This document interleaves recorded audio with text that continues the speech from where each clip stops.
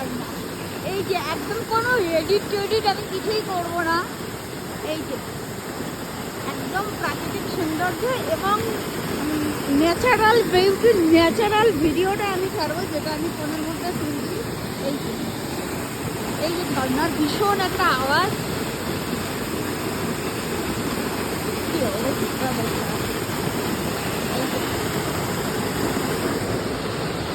এই যে দিয়ে এই যাচ্ছে